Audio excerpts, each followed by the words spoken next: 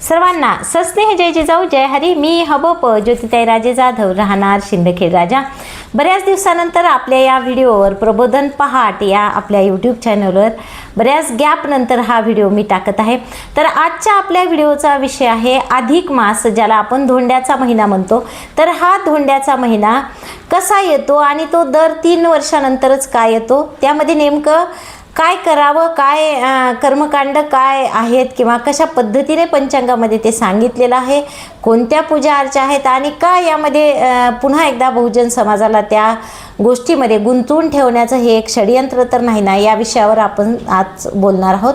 अगदी थोडक्यात त्याचं विश्लेषण असं करता येईल आपल्याला की आपण पाहतो, आपण रोजचं जे जीवन जगतो त्यामध्ये आपण इंग्रजी कॅलेंडर फॉलो करतो आणि इंग्रजी महिन्यानुसारच आपण दरवर्षी आपले पूर्ण व्यवहार असो, बँकेचे खाते असो किंवा कुठलाही व्यवहार असो, आपला इंग्रजी महिन्यानुसारच चालतो.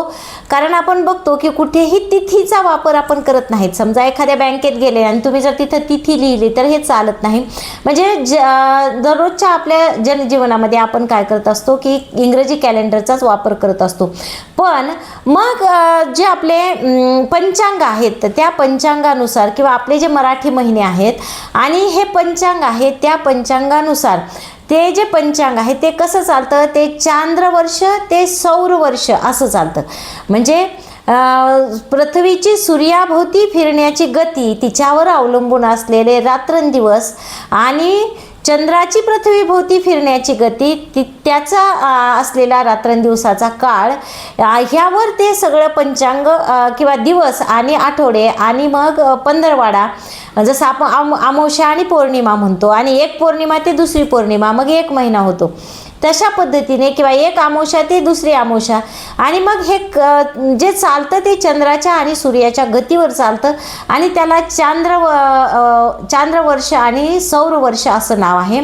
तर हे जे चांद्रवर्ष आणि सौरवर्ष आहेत याच्यावर ते पंचांग चालतं. आणि मग बऱ्याच वेळा आपण काय पाहतो की अमावस्या 2 दिवसाची आलेली आहे किंवा पौर्णिमा अगोदर आली, 1 दिवस अगोदर. बऱ्याच वेळा असं होतं की पौर्णिमा 2 दिवसाची आलेली आहे. मग ह्या सगळ्या ज्या गोष्टी आहेत, मग हे प्रत्येक महिन्याला 3-3, 2-2 दिवस असे जास्त भरत जातात आणि प्रत्येक वर्षी मग ते 11 दिवस जास्त होतात. म्हणजे तो महिना ते वर्ष सोडून 11 दिवस अधिक भरतात. मग 11 दिवस अधिक भरून मग ते 11 दिवस चे जे आहेत 32-33 दिवस होतात 3 वर्षानंतर. मग ते 3 वर्षानंतर 32 दिवस जर भरून काढायचे असतील तर त्याला अधिक मास असं नाव आहे. आणि तो एक अधिक मास जो आहे मग त्यात दर 3 वर्षानंतर येतो. बरं, मग समजा असं असतं की हे आपण गृहीत धरलंच नसतं पंचांगानुसार, कारण इकडे तर काहीच फरक पडत नाही. आपल्याला माहिती आहे जानेवारी, फेब्रुवारी, मार्च, एप्रिल याच्यामध्ये एक महिना 31चा येतो, 31चा येतो, 31चा येतो, 31चा येतो, हे तर आपल्याला माहीतच आहे. पण इकडं काय होतं मग पंचांगामध्ये की जर या पद्धतीने हे 11 दिवस जे आहे ते 32 ते 33 दिवस 3 वर्षानंतर ते 1 महिना होतो बरोबर. म्हणून मग तो जो 1 महिना आहे तो अधिक मास म्हणून पाळला जातो. आणि नंतर मग परत आपला महिना पंचांगातला जो किंवा मराठी महिना आहे तो सुरू होतो. आणि मग हा अधिक मास बरं येतोच का किंवा नाही, जर आपण तसं केलं तर काय होऊ शकतं. जसं आपण पाहतो की मुस्लिम धर्मामध्ये हे सगळं फॉलो करत नाहीत ते, पण मग त्यांचं जे कॅलेंडर आहे त्याच्यानुसार जर आपण बघितलं तर ईद जी आहे ती दरवर्षी मागं पुढं होते. आपण पाहतो एकाच महिन्यात ईद फार क्वचित येते. 11 दिवसांचा फरक दरवर्षी ईदमध्ये असतो. मग ज्या पद्धतीने किंवा रमजानचे जे महिने आहेत ते सतत मागं पुढं होत राहतात. मग आपलं सुद्धा तसं झालं असतं जर हे काउंट केले गेले नसते 11 दिवस, तर ह्या महिन्यांमध्ये जो आहे तो सतत म्हणजे सणावारांमध्ये आपल्या बदल झाला असता. आणि आपले सणवार जे आहेत ते हवामानाला, ऋतूला धरून आहेत.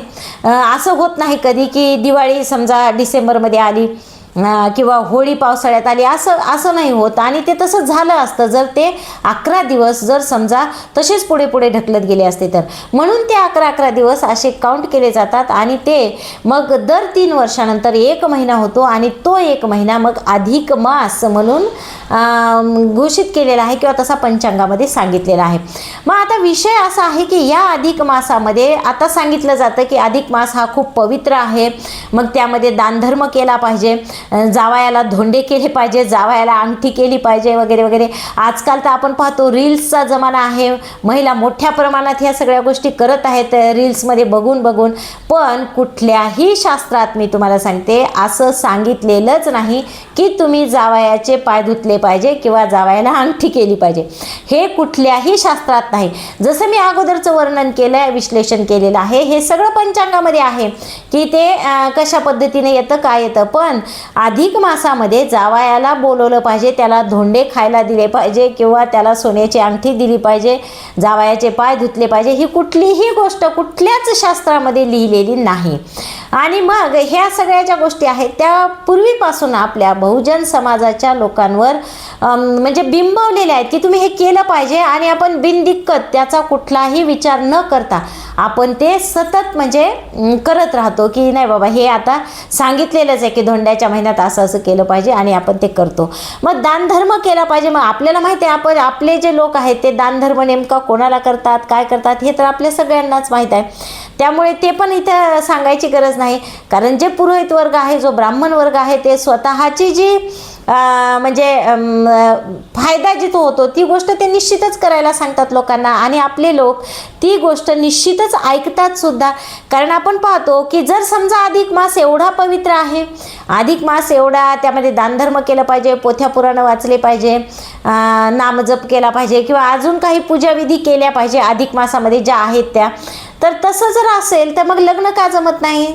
आता आपल्याला असं सांगितलं जातं की अधिक मासामध्ये लग्न करू नयेत, लग्न जमतच नाही करायला. मग जर तो महिना एवढा पवित्र आहे, एवढा चांगला आहे आणि 3 वर्षातून एकदा येतो तर खरंच खूप चांगला मुहूर्त असायला पाहिजे, पण लग्न का जमत नाही. कारण त्याच्याही मागे तीच पॉलिसी आहे की अधिक मासामध्ये जे काही मिळतं ते अगोदर करून घ्यायचं, कारण लग्न लोक पुढच्या महिन्यात करणारच आहेत. आता जसं आहे की मेमध्ये थांबलेले लग्न जूनमध्ये होणारच आहेत.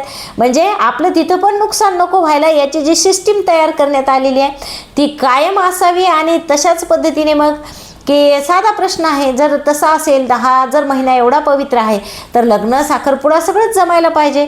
पण ते जमत नाही असं आपल्याला सांगून ठेवलेलं आहे की या महिन्यात तुम्ही हे इतकं कराच, लग्न तर पुढच्या महिन्यात होणारच आहे. मग त्यामध्ये सुद्धा आपला काय लाभ आहे हे त्या लोकांनी म्हणजे पद्धतशीरपणे सिस्टमॅटिक हे सगळं करून ठेवलेलं आहे. तर असो, फक्त विषय एवढाच होता. मला एवढंच म्हणायचं आहे की हा जो अधिक मास आहे त्याचा आणि आपण ज्या कॅलेंडरवर आपलं रोजचं दैनंदिन जीवन जगतो त्याचा आणि याचा काहीही संबंध नाही. किंवा ज्या पद्धतीने मी सांगितलं आहे की जावयाला काय काय सोनं दिलं पाहिजे, अंगठी दिली पाहिजे, याचा कुठल्याही शास्त्रात उल्लेख नाही. असं असताना सुद्धा ह्या अनेक गोष्टी अशा आहेत की ज्या अधिक मास आलेला आहे म्हणून आपल्या मनावर बिंबवलेल्या आहेत आणि त्या आपल्याला करायला भाग पाडल्यात. पण त्यातमध्ये सुद्धा की सत्य काय आहे, सत्य असत्याशी मन केले ग्वाही, मानिले नाही बहुमता, असं तुकोबाराय म्हणतात. तर सत्य काय आहे, असत्य काय आहे हे जाणून घेतलं पाहिजे. देवाने आपल्याला बुद्धी दिलेली आहे, तिचा वापर केला पाहिजे. आणि निश्चितच ह्या सगळ्या गोष्टी ज्या आहेत त्या पुन्हा पुन्हा